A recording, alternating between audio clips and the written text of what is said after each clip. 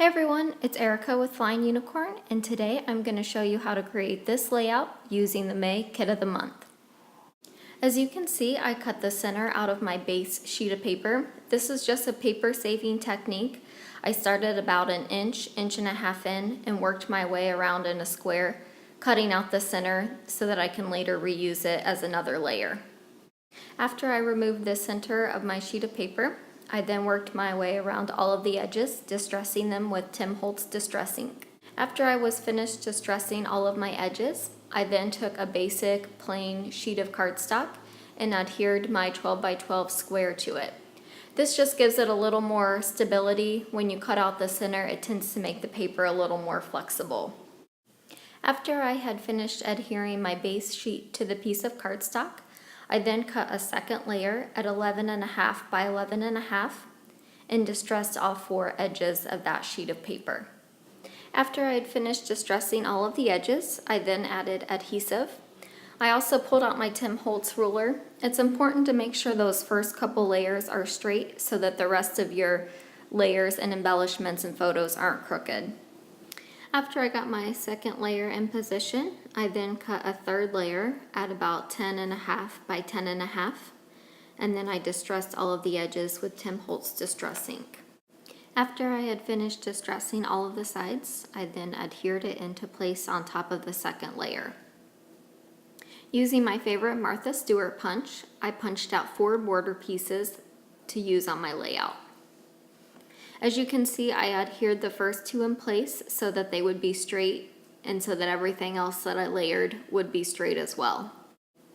I then cut out 2 9 by 3 inch strips and I distressed all of the edges. Once I had finished distressing both of my strips, I then adhered them into place, and then I added another border strip on either side. As you can see, I added my second strip and then also added a border beside it as well. Once I had finished adhering my strips and borders into place, I then added a doily there towards the left, and then I cut one in half and added that to the top. As you can see, I then layered 2 smaller pieces of patterned paper as well as a chipboard embellishment under my photo, just to give it a little bit of height and dimension. Now that I've finished with my paper layers, I'm going to show you how I embellished my page, including making my own vines. As you can see there, I started with some stem wire. It's quite long, so I cut it in a couple different pieces. This is available at any local craft and hobby store that sells those fake floral arrangements and those silk flowers. So as you can see here, I started with some of the Prima flowers that came in the kit. I pulled out some of the leaves, and using some hot glue, I just adhered the stem wire to the back of those leaves. After I'd finished hot gluing the stem wire to the back of the leaves, I then picked out some of the other flowers that came in the kit. Some of the Kaiser Craft paper blooms, as well as some of the other Prima marketing flowers. Once I had picked out the flowers that I wanted to use, I then took the longer piece of stem wire that I didn't cut, and I began to curl it around an ink pen to give it that curled look. As you can see, I started about halfway up in that longer piece of stem wire. This just gives you a straight bottom section that you can work with when you're trying to put your vine together. Those little black tulle beaded pieces I actually got in the wedding section of my local craft and hobby store.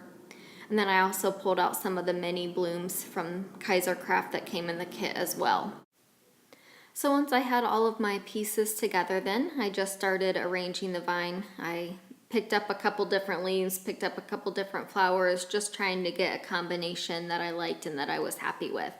There's no right or wrong way, I just had an arrangement in mind that I was trying to get.